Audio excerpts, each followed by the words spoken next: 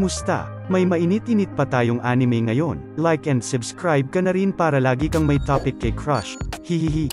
At huwag kalimutang i-all ang notification bell nang lagi ka pong updated sa ating uploads. Salamat.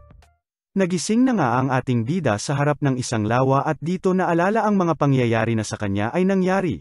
Kung saan maaring ikinamatay niya nga raw ang subok pagsagip niya sa vending machine na nahulog sa isang bangin na sinabayan niya at lumipad sa hangin.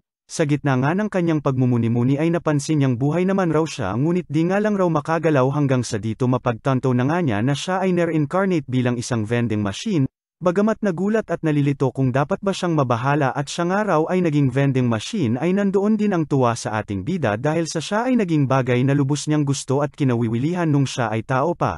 Dito na nga niya napansin na limitado rin ang mga pwede niyang sabihin na tila vending machine nga rin sa tunay na buhay na siyang mas kinahype nito at G na nga bilang isang vending machine. Kalaunan ay nadiskubre niya na rin na siya ay mayroong 1,000 puntos na maaari niyang gamitin sa pag-refill at pagpalit ng kanyang mga tindang inumin at pagkain pati na rin sa mga panibagong functions na maaari niyang gamitin, kung saan makukuha niya nga raw sa pamamagitan ng pera na ilalagay sa kanya. Nagulat rin siya at kompleto nga raw ito at tila vending machine nga raw talaga sa dati niyang mundo. Dito na rin niya napagtanto na di siya dekuryente at sa puntos niya siya kumukuha para paginahin ang kanyang sarili. 1 puntos nga raw na babawas kada oras na nangangahulugang 24 na puntos ang makukonsumo niya sa isang araw. Ibig sabihin nga raw nito ay kakailanganin niya ng 2,400 pesos kada araw kung bawat 100 na benta niya ay nagbibigay sa kanya ng 1 puntos. Sapat pa naman nga raw puntos niya para tumagal ng 1 buwan ngunit pinag-alala kung may customer dong gag-ala. Hanggang sa isang araw ay isang praning na pelaka na nga ang napadpad sa lawa na pinagpapalo siya nang marinig ang kanyang tinig. Bagamat nagulat ay dito naman na nga pinaliwanag ng system niya na nagsasanhi ito ng kabawasan sa kanyang durability ngunit maaari niya naman raw mabawi sa pamamagitan ng kanyang mga puntos. Napanatag naman ang bida natin at nasa 900 pa naman raw puntos niya hanggang sa mabago ito nang magtawag na nga ng repapips niya itong praning na pelaka na siya niya namang kinabahala. Natarante na nga ito sa pag-iisip sa kung meron daw ba siyang function na maaaring magamit hanggang sa dito bumungad na nga sa kanya ang salitang blessing na ayon sa kanyang system ay di kakailanganin ng anumang puntos at freebie ito ni Papa God. Nakapaloob nga rito ang samot-saring skills tulad ng kasanayan sa espada at martial arts na kinabwisit nito at di niya naman raw magagamit at wala nga raw siyang kamay at paa hanggang sa dito pumukaw na nga sa atensyon niya ang barrier na lubos kinatuwa nito at sakto nga raw para sa kanya na siyang nagpatilapon sa mga pelaka. Pinagtaka naman niya at bakit diretso peren ang pagbawas hanggang sa dito ipakita na walang habas peren sa pagpalo ang makukulit na pelaka. Hahaha. Bandang hapon ay sumuko naman na nga ang mga napagod na pelaka sabay umalis na sa lawa. Ginamit niya na rin ang puntos niya para makarecover sa pinsala na kanyang natamo sabay dito na pagtanto na mahigit 300 na lamang ang puntos niya. Nalubos nitong kinabahala at paano nga raw kung maubos na. Mamamatay ba ako Diyos ko po huwag naman sana. Ika na nga lang ng bida nating nawawalan na ng pag-asa. Makalipas ang ilang araw ay nabigyan pag-asa naman na nga ang ating bida ng isang babae na nga ang napadpad sa lawa. Na tila naligaw sa paghahanap ng mga halimaw, napagtanto niya ring hunter ito base na rin sa mga pinagdadadada nito na namumroblema at nanghihina na nga raw sa gutom, hanggang sa dito mapansin na nga siya ng dalaga sabay siya ay inusisa at naninibago sa kaharap na modernong makina.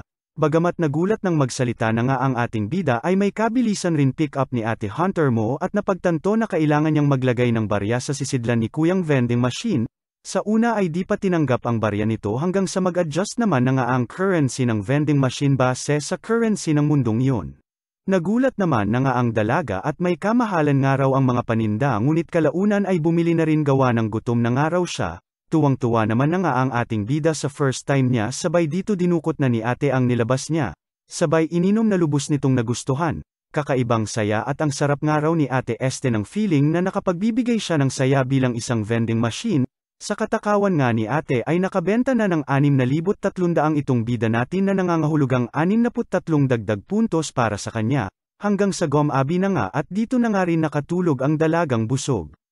Lubos na pasasalamat naman na nga ang natanggap ng ating bida ng magising na ang dalaga, nagpakilala na nga rin itong lamis at napagtantong limitado nga lang ang kayang sabihin nitong ating bidang vending machine kaya iminungkahing kung oo nga raw ang sagot nitong bida ay magsabi lamang ng kumusta. At kung hindi naman ay magsabi na lang ng kung ano paman, abat ganito dapat mga lead na babae, nag-iisip hindi tulad ng iba na lagi na lang pab-ibig. Love-love ko na siya, Hahaha, nag-fast talk na nga ang dalawa hanggang sa dito malaman na nga ng dalaga na malungkot nga itong ating bida at doon lang nakatenga. Kaya naman iminungkahi nitong sila Miss na kung gusto nga raw nitong bida natin ay isama siya nito. At siguradong magugustuhan nga raw siya ni Hulemi dagdag pa nito. Dito na nga siya nagulat ng basic na buhatin lang siya nitong sila Miss ngunit mas nang ibabaw ang tuwa at nakaalis na siya sa lawa. Kwento naman nga nitong sila Miss na may blessing of might ito kaya pala sadyang malakas ito. Hanggang sa dito magutom na nga ito kaya tumigil na muna sila sa kanto. Pasikat naman nga si kuya mo at may pa-Pringles na nabenta sa tinda niya na lubos na gustuhan naman na nga ng dalaga. Matapos nga makabudal na naman ang bida natin ay rekta paglalakbay na ulit ang dalawa hanggang sa dito marating na nga nila ang village ng dalaga. Agad naman siyang sinalubong ng mga kasamahan niyang nag-aalala sabay dito binida ang vending machine na kanyang dala. Bagamat nag-aalala at kung okay nga lang raw ba na dinala niya ito rito ay pinaliwanag naman ni Kalbo na pagmamay-ari mo ang anumang makuha mo sa dungeon na ito. Nasa isip-isip ng ating bida ay nagtataka at kung nasa dungeon nga raw ba sila sa kabila ng langit na kanyang nakikita. Ano pa nga ba at nabudol na nga rin itong dalawa gawa na rin ang sales talk nitong ating bidang dalaga, na lubos kinatuwa ng tiba-tiba nating bida. Sa kanilang pagpasok sa village ay namataan naman nga nila ang isang bata sa isang eskinita na binubuli ng mga lalaking mas nakakatanda, hanggang sa dito makatikim na nga ang isa ng sipa sa panga sabay na wala sa mapa, at dito nagtakbuhan na nga ang mga tanga, hahaha, nagpasalamat naman ang niligtas nilang babae na tila ba na humaling sa ating bidang vending machine, kalaunan ay nakabalik na nga itong sila Miss sa kanyang mga kasamahan na lubos pinag-alala ang kanyang pagkawala, sabay dito pinagtaka kung ano raw ba itong dala niya. At dito ekwenento naman na nga nila Miss ang mga pangyayari. Samantala, nilagay naman na nga nila ang ating bida sa labas habang namumroblema itong sila Miss sa pera para sa transfer circle na magdadala sa kanila sa ibabaw. Iminungkahi naman na nga nitong si Munami na magtrabaho na muna itong sila Miss sa kanilang inang makaipon nito. Sakto at nandirito nga rin daw ang dala nitong mahiwagang aparato na magsisilbing pang-akit nga raw nila sa mga tao. At maging ang vending machine nga raw ay makikinabang rin sa mga taong mag-stay sa inn. Dito na nga rin nakumpirma ng ating bida na nasa dungeon talaga sila na kung tawagin ay Clearflow Lake nga raw. Naging matunag na nga rin ang chismis tungkol sa kanya kaya naman tiba-tiba at jackpot siya sa benta tuwing umaga, tuwing gabi naman ay dinadala siya nila Miss sa may gate kung saan nakatoka itong sila Kalbo. Na tila nagsasawa ng araw sa mga inuming tinda niya. Kaya naman napaisip na itong bida natin na baguhin na ang kanyang mga display na tinda, nagulat naman nga itong sila Panot nang may bago ng tinda itong bida natin, na bagamat mahal nga raw ay okay lang at bago naman raw, at sa gulat nga nila at lubos nilang nagustuhan ng matikman ang 555 ton ang ulam na nasa kanilang harapan. Makalipas nga ang ilang araw ay mas nagtrending pa ang vending machine at halos lahat sa village ay gusto nang makatikim, at dito pinangalanan na nga siyang boxer nila Miss na lubos niyang kinatuwa. Speaking of tuwa at kung kayo po ay natuwa sa ating recap ay huwag kalimutang mag-like at subscribe sa ating channel, salamat. Isang araw, lubos kinagulat na nga nitong si Boxo ang isang kakaibang oso na lumutang na lang basta sa kanyang harap, hanggang sa dito nakilala naman na nga ito ni Lomes at pinagtaka kung ano raw ba ang ginagawa ng mismong director ng Hunters Association sa kanilang lugar. Agad namang nilahad ng director ang kanyang layon at iyon nga ay ang isama itong sila Lamnis at Boxo sa kanilang misyon na puntahan ang kuta ng mga halimaw na pilaka, kung saan nais nga nitong director na magsilbing supplier nila ng ready-to-eat na mga pagkain nitong si Boxo na magiging malaking tulong nga raw sa kanilang misyon kung sakali, at sila na nga rin raw bahala sa kaligtasan nila at sisiguraduhing poprotektahan nga raw sila. Agad naman nang tinanong nila Miss ang say nitong bida natin na napapaisip na nga rin at isinasaalang-alang ang kaligtasan ng village lalo na nitong sila Miss kung sakaling hayaan lang nila ang mga halimaw na pilaka, kaya naman kalaunan ay pumayag na lang din. 3 araw na nga ang nakalipas simula nang nagkaroon sila ng kasunduan sa mismong director ng Hunters Association na samahan sila sa kanilang misyon. Ayon nga rin daw sa director ay mahalaga ang misyon na ito lalo na sa pagprotekta ng village nila na naglalaman ng transfer circle na ginagamit nila para makatawid mula sa dungeon na ito papunta sa mundong ibabaw. Nang tumigil na nga sila para magpahinga, isang lalaki naman na nga agad ang lumapit sa ating mga bida at nakiusyoso. Ano pa nga ba at sales talk na naman nga itong sila Miss na tinuruan ang lalaki na maglagay nga lang raw ng barya kay Boxo nang makabili ito ng pagkain o inumin na nais nito. Agad naman na nga itong sinubukan ng lalaki na lubos na tuwa at namangha ng matikman ang inuming binili nito. dito na nga ito nagtanong kung papaano raw ba nagre-refill itong si Boxo na sinagot naman nga agad nitong si Lamis na kailanman nga raw ay di kinailangang mag-refill nitong si Boxo bagamat mahigit 100 na nga raw ang naibenta nito na lubos nang ang kinamangha nitong lalaki. Dito na nga nila nalaman na ito ang captain ng grupo nang tinawag na nga rin ito ang dalagang ito na nagngangalang si Filmina na may mas alam nga raw sa mga mahiwagang aparato at mga ancient treasures at tinanong kung may ideya nga raw ba ito kung ano itong si Boxo. Hanggang sa dito sabihin na nga nito na wala siyang maramdamang anumang bahid ng mahika kay Boxo at sinabing isang bloke lang naman raw ito ng bakal. Bagamat may pagdududa pa rin nga dito ang captain ay sinabi naman nga nitong si Filmina na may mga blessings nga raw na nakakagawa ng mga bagay-bagay ng walang kinalamang mahika.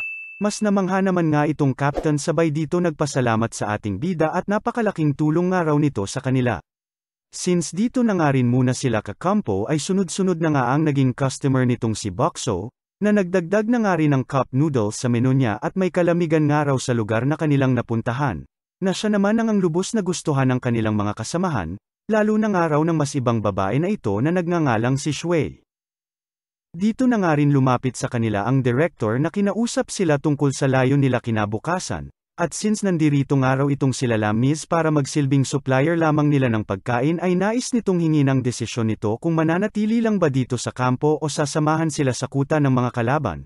Bagamat okay lang naman raw ito kay Lamis at Hunter naman raw siya ay mas iniisip nito itong si Boxo na ayaw nitong madamay sa gulo. Ngunit nagulat nang pumayag naman na nga itong bida natin kaya pumayag na lang din itong si Lamis. Sa isip-isip naman nga nitong si Boxo ay poprotektahan nga raw niya itong si Lamis kahit anong mangyari at ito nga raw ang una niyang customer at una niyang kaibigan. Kinaumagahan, mahamag at maputik na paligid na nga ang bumungad sa kanila dagdag pa na dito na nga rin bumungad sa kanila ang mga halimaw na palakang mga kalaban, at dito na nga sila nagsimulang maglaban-laban. Bagamat mga palaban ang ating bida at kanilang mga kasamahan ay lubos naman nilang kinabahala ang walang humpay na pagsulpot ng mga kalaban, hanggang sa dito mapalibutan na nga sila ng mga palakang halimaw. Dito na nga nagpasiklab ang ating bidang vending machine na inilabas na ang kanyang pangmalakasang barrier na promotekta na nga rito kila Lamis, ngunit pinagtaka nila kung sino ang may gawa. Dito na nga rin nagdagdag ng skill itong si Boxo nang mas makita nga raw niya ang paligid. Dahil nga dito ay lumakas naman loob nitong si Lamis at may kung anong hiwaga na pamoprotekta sa kanya sabay sinabihan si Boxo na timbrihan nga raw siya kung sakaling may kalaban sa likod niya, at magsabi nga lang raw ng salitang maaari kang manalo. Hanggang sa dito kausapin na nga ito ng captain na pinuri ang kanyang lakas na di na nga namalaya na kanina pa sabi ng sabi itong si Boxo ng salitang maaari kang manalo na nangangahulugan ngang may kalaban sa likod. Hahaha, kaya naman napilitan na naman tuloy ang ating bida na gamitin ang kanyang barrier maprotektahan lamang ang dalaga, na lubos nilang kinagulat at napagtantong kapangyarihan ito ni Boxo. Lubos na bahala naman nga itong si Boxo nang makita niya ang mga titigan nitong kapitan na tila may something raw at dito na nga rin natapos ang labanan. Habang nangongolekta nga sila ng loots na mula sa laman at dila ng mga pelaka ay may iminungkahi naman nga itong captain at bagamat marami-rami naman na nga raw ang loots na nakuha nila ay mas marami pa nga raw kung sasama sila sa frontline kung saan mas magbibigay sa kanila ng pera at baka may bonus pa nga raw. Wala naman nangang nagawa itong vice captain na si Filmina sa kakulitan nitong captain ngunit sinabing nakasalalay pa rin nga raw ang desisyon kila Lamis na layon nga nilang protektahan. Todo pa cute na nga ito kila Lamis samantalang itong bida natin ay tila naiinis. Nakalaunan ay pumayag na lang din. Rekta laban na naman nga sila at nang matapos na ay dito na bumungad sa kanila ang mga sugatan nilang kasamahan. Sa pagnanais nga na makatulong ay naisipan nitong si Boxo na mamigay ng mga libreng sports drinks sa mga sugatan nilang kasamahan. Nagpasalamat na nga rin itong director ng Hunters Association kay Captain Keroil na leader nga raw ng grupong Menagerie of Fools sa tulong na naibigay nito sa kanilang misyon na masupil ang mga halimaw na pelaka. Sabay kinataas kilay na naman nga nitong si Boxo at ang weird nga raw ng pangalan ng grupo ng lalaking ito. Bagamat natalo na nga nila ang mga kalaban ay lubos nangangamba pa rin itong director at doble nga raw ang dami ng mga kalaban kumpara sa inaasahan nila. Kaya dito napaisip bagamat espekulasyon pa lamang, na maaring ang dahilan nito ay ang pagbangon ng tinatawag nilang King Frog Fiend. Kaya dito muling hiningi ang tulong nila Captain Keroil at ibang usapan ng araw kung sakaling totoo ang kanilang hinala, habang itong sila Lamis ay pinakiusapan na nga rin itong director na manatili na muna doon at samahan at asikasuhin na muna ang mga sugatan nilang mga kasamahan, na malugod namang tinanggap ng mga ito. Kinagabihan, habang umalis na nga lang muna itong sila Miss at aasikasuhin nga muna ang ilan sa sugatan nilang mga kasamahan, ay isang lalaki naman na nga ang pinakitang sumalisi dito at tila kakalikutin nga itong si Boxo nang makuha ang mga pera nito. Nabwisit naman nga itong bida natin sabay dito naglabas ng isang inumin ng madistract ang lalaki, at nang bandang kukunin na nga ito ng lalaki ay siyang labas niya nga ulit ng isang pagkainitinit na inumin na lubos kinagulat nitong lalaki at napaso na nga siya. Sa galit nga ng lalaki ay naglabas na ito ng kutsilyo at nang bandang sasaksakin na nga siya ay saktong dumating na nga itong si Lamis na agad pinigilan ang lalaki. Kaya ayon, gapos ang inabot ni kuyang naghihikapos, hahaha. Kalaunan ay nagulat na nga sila ng isang dambuhalang nagaapoy na pelaka na nga ang sa kanila ay sumambulat, at ano raw ba ang ginagawa ng King Frog Fiend sa lugar na yon? Bagamat nais umalis ay ayaw naman na nga magsigalaw ng baboy ramo na tagahila ng kanilang karwahe dala na rin ng takot kaya naman dito pinakawalan na lamang ito ni Lamis sabay siya ang pumalit sa mga ito at hinayla sila papalayo sa dambuhalang pelaka. Nang makitang ang nahihirapan itong si Lamis ay nataranta na sa pag-iisip itong bida natin sa kung ano ang maaari niyang maitutulong sa dalaga, hanggang sa dito makita na nga niya sa menu niya ang Coke at dito nagkaroon ng ideya. Dito na nga ito naglabas ng maraming Coke na agad din namang naintindihan nitong si Lamis na may pinaplano itong si Boxo. Matapos nga nito ay nag-activate na itong bida natin ng panibago niyang skill na form change kung saan nag-anyong candy dispenser ito na naglalaman ng mga Mentos. Bagamat nasusundan nila Lamis ang mga ganap ng bida natin ay dito na pumasok ang lubos problema nitong si Boxo, at iyon nga ang kung papaano niya sasabihin at ipaiintindi kila Lamis na ihalo ang Mentos sa Coke nang ito ay bumulwak. Insert coin nga lang ang nasasabi ng ating bida habang itong si Lamis ay todo effort at subok pilit iniintindi ang nais sabihin nitong si Boxo, hanggang sa dito magising na nga ang lalaki kanina na subok kinalikot itong si Boxo na todo nag-ingay, kaya naman sa gigil ng mga sugatang kakampi nila ay binusalan ito ng sandamakmak na Mentos, at nang di pa talaga nagpapaawat sa pag-iingay ay binuhusan na nila ito ng Coke, and boom. Salamat sa pab-ibong ito dahil dito na nila nadiskubre ang nais ipabatid nitong ating bida, at nang mapagtanto na nga nila na maaari nila itong magamit laban sa dambuhalang pelaka ay siya naman agad ng ginawa nga ng mga ito, at dito sabay-sabay na nga nilang tinutok sa mata ng kalaban at doon lahat pinatama ang bulwak ng nanggagalaiting Coke. Sakto naman nang ang dumating dito ang grupo nila director na agad din naman silang tinulungan, hanggang sa doon na nga nila matagumpay na natalo ang dambuhalang palakang nag-uurumintado. Natapos na nga ang lahat habang lubos paghingi ng despensa naman na nga ang natanggap nila Lamis mula sa director at naligay nga raw sa kapahamakan ang kanilang mga buhay, na nagpatagalan na nga sa pagbaw, pabaw na rin po ng like at subscribe natin John Lods, hahaha, salamat.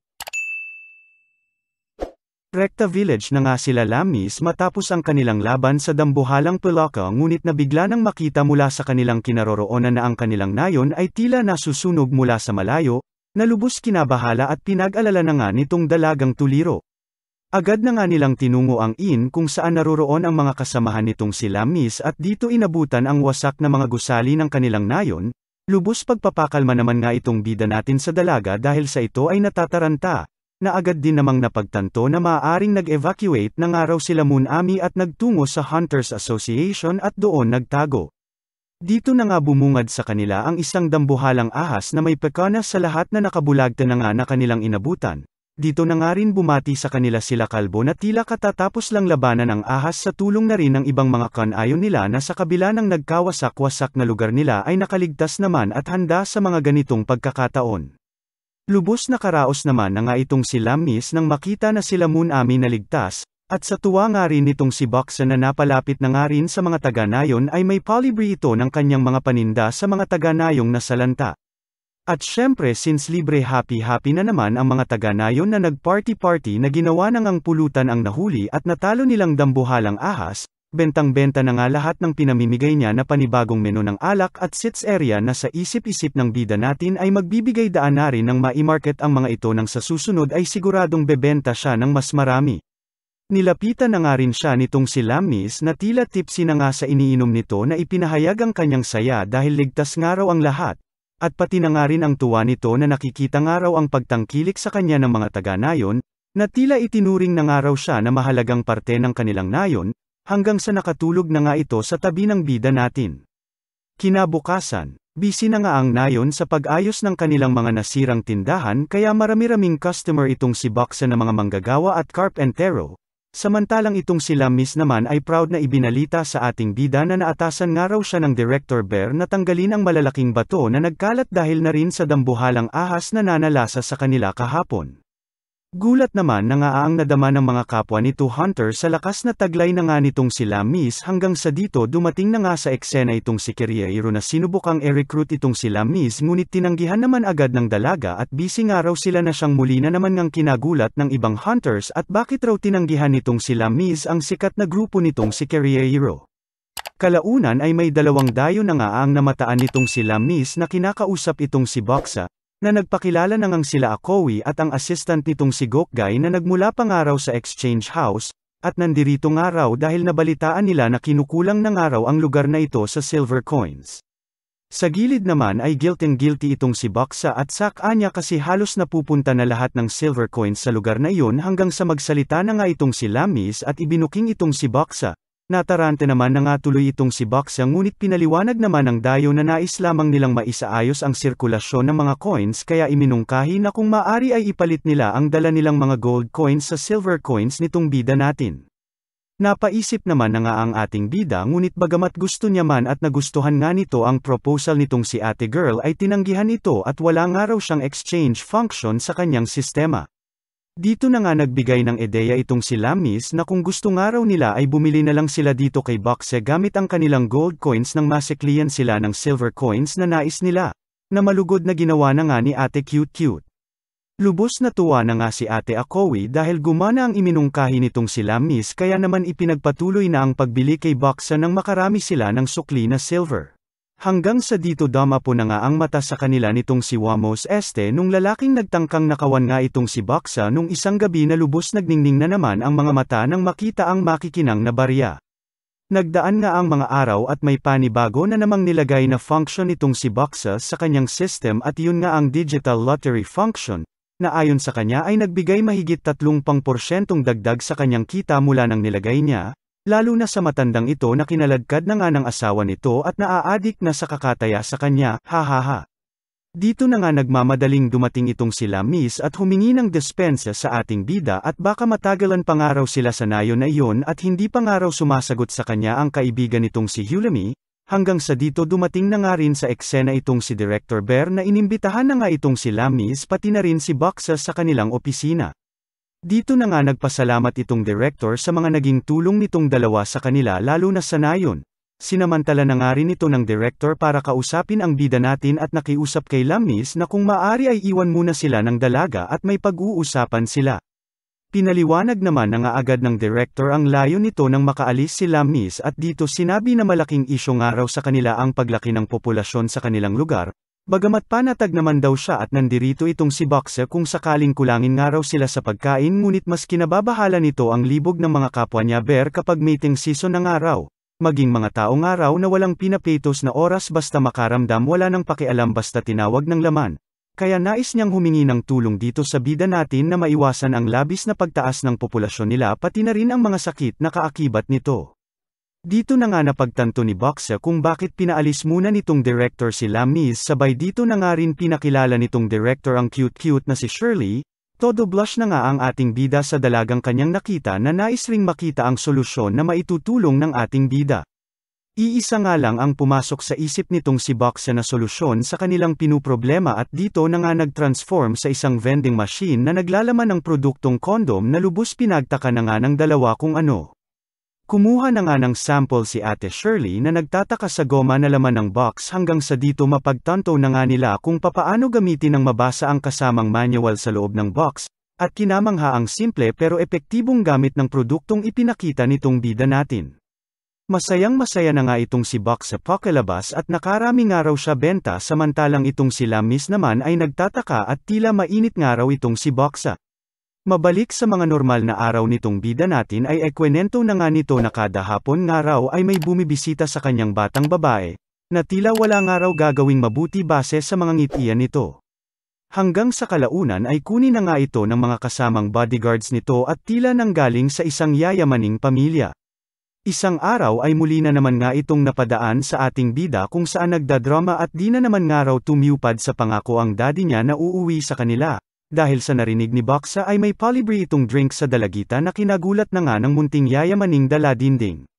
Kinagabihan ay kasama na nga nitong sila Lamis ang bida natin sa isang bahay paliguan na tuwang-tuwa sa kanyang mga nakikita ay sana all na naman, hahaha, sabay dito nilapita na nga siya ni Lamis at pabili nga raw ng lagi niyang bibili. At dito nag-transform na ngang muli itong si Boxa sa isang vending machine ng beauty products, kung saan bumili na nga itong si Lamis ng paborito niyang shampoo. Maging mga kanayon nilang taong hayop ay napabili na rin sa ating bida at kailangan nga raw nila ng pampaganda para sa kanilang mga asawa. Matapos nga ang paliligo nila Lamis ay si Boxa na naman ang tinungo ng mga ito at bumili ng mga maiinom.